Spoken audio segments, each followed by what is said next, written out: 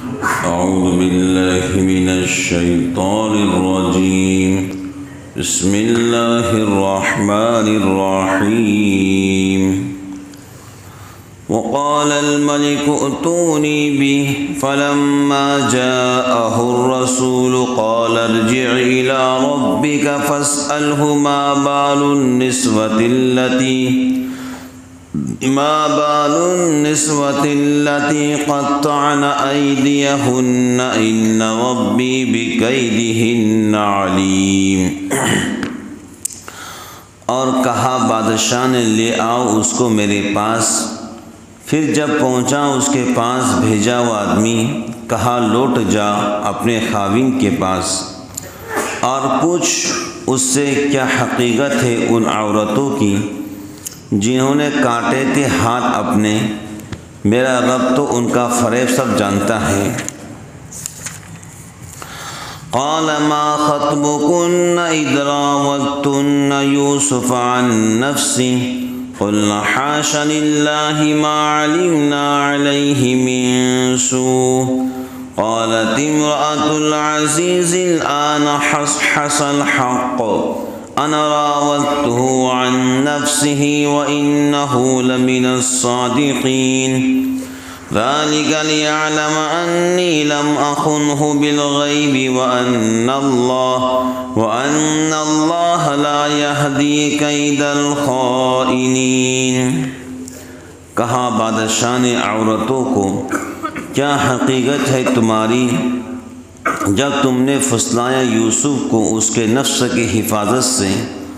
بولے حاشا للہ، ہم کو معلوم نہیں اس پر کچھ برائی.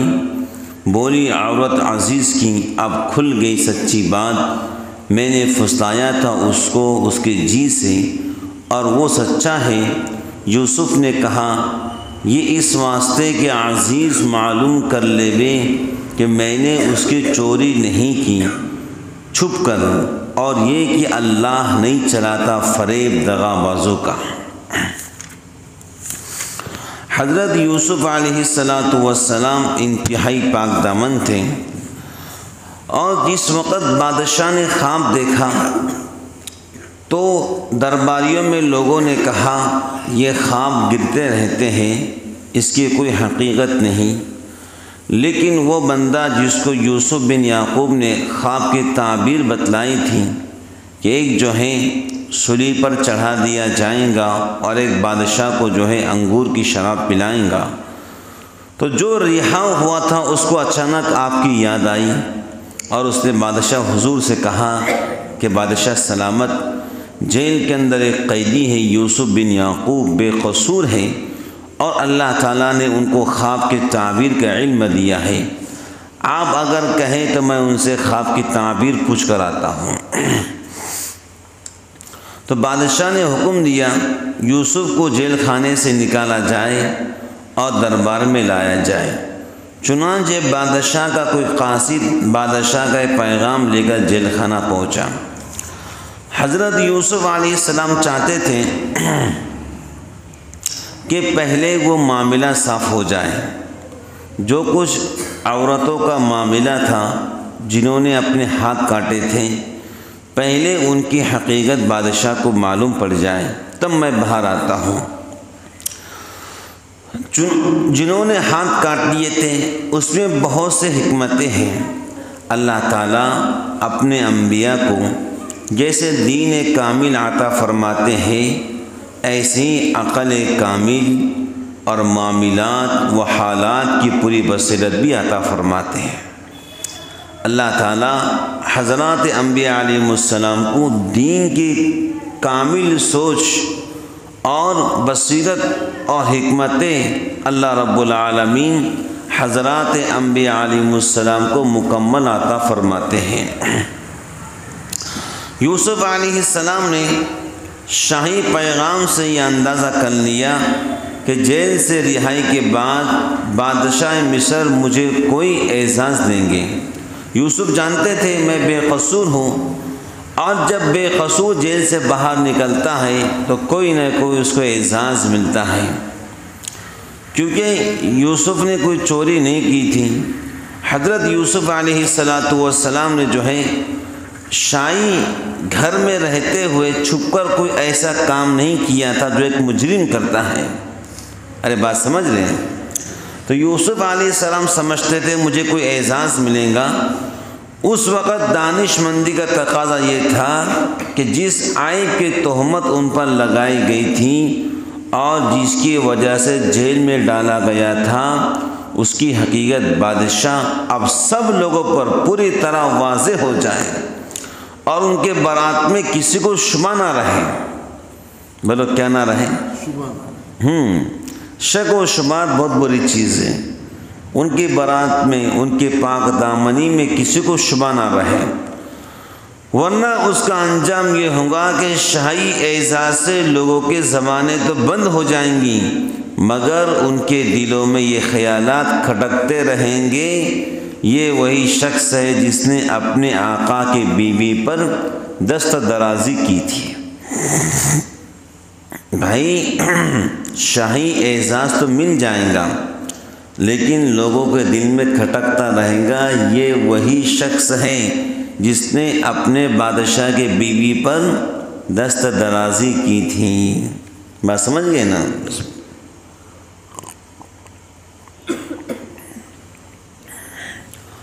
اور ایسے حالات کا پیدا ہو جانا بھی شاہی درباروں میں کچھ بعید نہیں کہ کسی وقت بادشاہ بھی لوگوں کے ایسے خیالات سے متاثر ہو جائے، اس لیے رہائی سے پہلے اس معاملے کی صفائی اور تحقیق کو یوسف بن یعقوب علیہ السلام نے ضروری سمجھا۔ اور دوسری آیت میں خود یوسف علیہ السلام نے اپنے اس عمل اور رہائی میں تاخیر کرنے کی دو حکمتیں بیان فرمائی۔ ذَلِكَ لِيَعْلَمَ أَنِّي لَمْ أَخُنْهُ بِالْغَيْبِ، یعنی یہ تاخیر میں نے اس لیے کی کہ عزیز مصر کو یقین ہو جائے میں نے اس کی غیر موجودگی میں اس کے حق میں کوئی خیانت نہیں کی۔ بات سمجھ گئے؟ عزیز مصر کو یقین ہو جائے کہ میں نے کوئی خیانت نہیں کی۔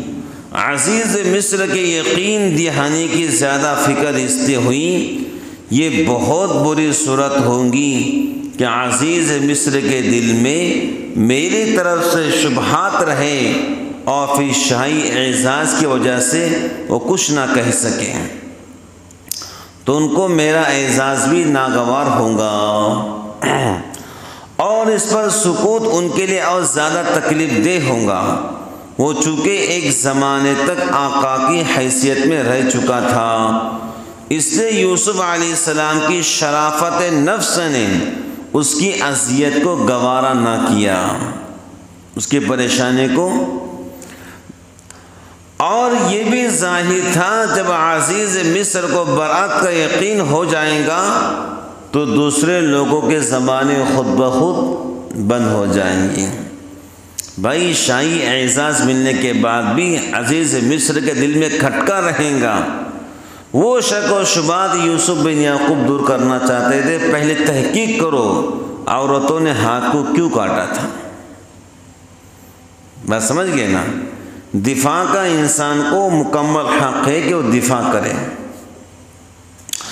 دوسری حکمت یہ ارشاد فرمائی وَأَنَّ اللَّهَ لَا يَهْدِي كَيْدَ الْخَائِنِينَ، یعنی یہ تحقیقات اس لیے کرائی کہ لوگوں کو معلوم ہو جائے اللہ تعالیٰ خیانت کرنے والوں کے فریب کو چلنے نہیں دیتا ہے۔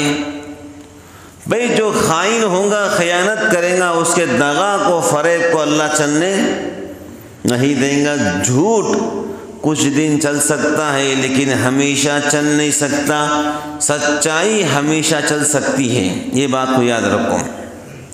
جھوٹ اور فریب، دغا، یہ ہمیشہ چلنے والی چیز کچھ دن چل سکتی ہے لیکن سچائی ہمیشہ چلنے والی چیزیں تا قیامت تک چلیں گی۔ بات سمجھ گئے نا؟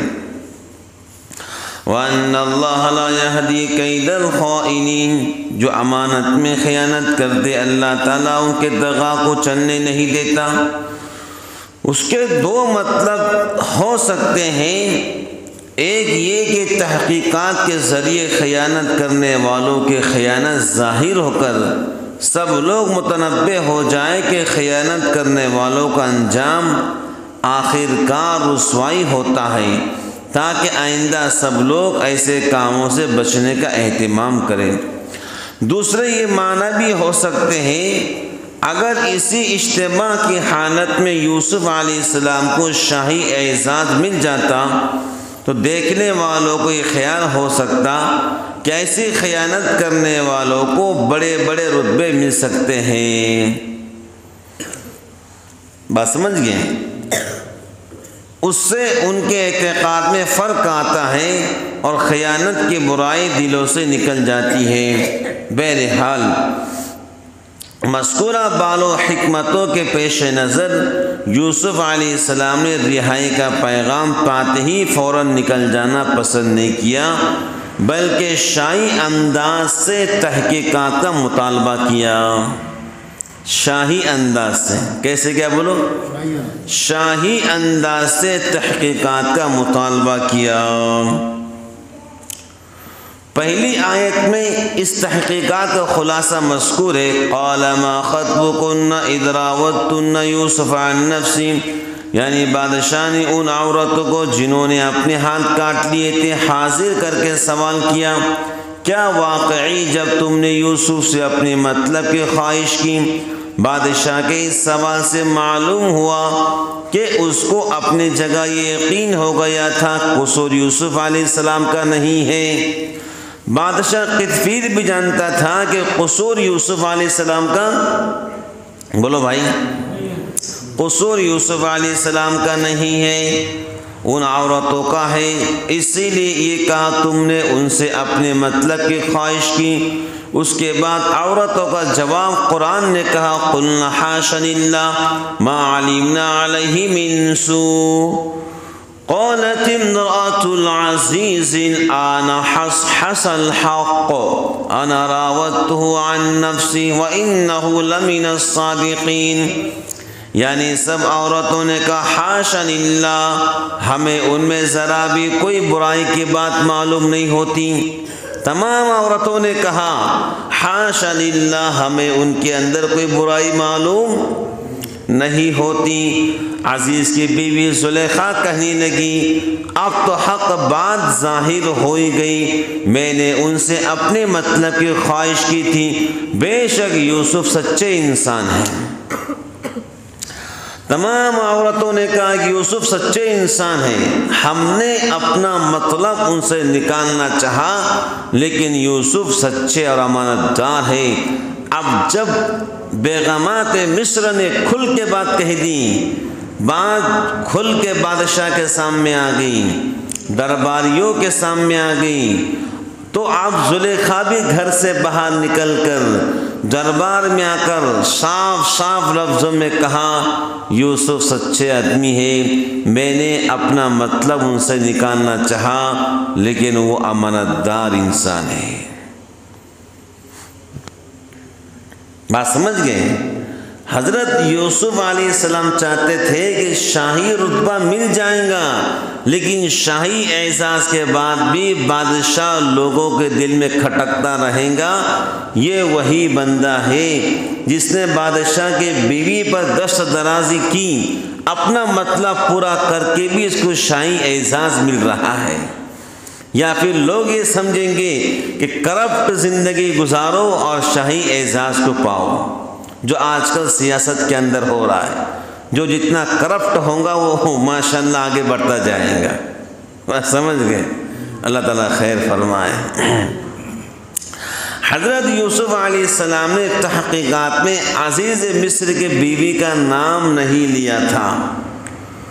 آپ جانتے تھے کہ قطفیر ایک سمجھدار آدمی ہے، وہ سمجھ چکا ہوگا میں کیا کہنا چاہتا ہوں۔ آپ نے زلیخا کا نام نہیں لیا، آپ نے صرف کہا ان عورتوں سے پوچھو جنہوں نے ہاتھ کاٹ لیے تھے حقیقت کیا ہے۔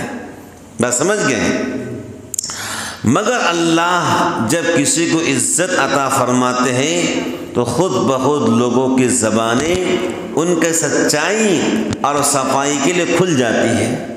جب اللہ کسی کو عزت دینا چاہتے ہیں تو خود بخود لوگوں کی زبانیں کھل جاتی ہیں، سچائی زبان پر آ جاتی ہے، اور جو ہے حقیقت بات زبان پر خود بخود آ جاتی ہے، وہ نہیں چاہتا تب بھی آ جاتی ہے۔ بات سمجھ گئے؟ اس موقع پر عزیز کی بیوی نے ہمت کر کے اظہار حق کا اعلان خود کر دیا، یہاں تک جو حالات و واقعات یوسف علیہ السلام کے آپ نے سنے ہیں ان میں بہت سے فوائد اور مسائل اور انسانی زندگی کے لیے اہم ہدایتیں موجود ہیں۔ ان میں سے 8 مسائل پہلے بیان ہو چکے۔ مذکورہ آیات سے متعلق مزید مسائل اور ہدایت یہ ہے کہ اللہ تعالیٰ اپنے مخصوص اور مقبول بندوں کے مقاصد پورا کرنے کے لیے خود ہی غیبی تدابیر سے انتظام فرماتے ہیں۔ بات سمجھ گئے؟ ان کو کسی مخلوق کا ممنون احسان کرنا پسند نہیں فرماتے۔ یہی وجہ ہوئی کہ یوسف علیہ السلام نے جو رہا ہونے والے قیدی سے کہا تھا بادشاہ سے میرا ذکر کرنا، اللہ نے خود اس کو بھلا دیا۔ اللہ تعالیٰ یہ چاہتے اپنے مخصوص بندوں کے بارے میں کہ کسی مخلوق کا ان پر احسان نہ رہے۔ بھائی جو قیدی رہا ہوا تھا اگر وہ جا کر بادشاہ کو پہلے بتا دیتا تو پھر یوسف علیہ السلام کو اس قیدی کا احسان ماننا پڑا ہوتا۔ اللہ چاہتے ہیں میرے خاص بندے کسی مخلوق کا احسان مند نہ رہے، وہ صرف میرا ہی احسان مند رہے۔ ارے بات سمجھ رہے؟ تو 7 سال تک وہ قیدی بھلا رہا۔ بولا بھائی کتنے سال تک؟ یوسف تو 7 سال اس کے بعد بھی جیل میں رہے۔ اللہ نہیں چاہتے ہیں کہ میرے مخصوص بندے کسی مخلوق کا احسان مند رہے، وہ صرف میرے احسان مند رہے۔ پھر پردہ غیب سے ایک تدبیر ایسی کی گئی جس میں یوسف علیہ السلام کسی کے ممنون بھی نہیں ہوئے۔ اللہ نے پردہ غیب سے ایسی تدبیر کی کہ یوسف کسی کے ممنون نہیں رہے، وہ صرف اللہ کے ممنون رہے، وہ صرف اللہ کے احسان مند رہے، کسی مخلوق کا ان پر احسان نہیں۔ اور اللہ تعالیٰ یوسف علیہ السلام کو پوری عزت، پوری شان و شوکت کے ساتھ جیل سے رہا کرنا چاہتے تھے۔ بولو کیسا؟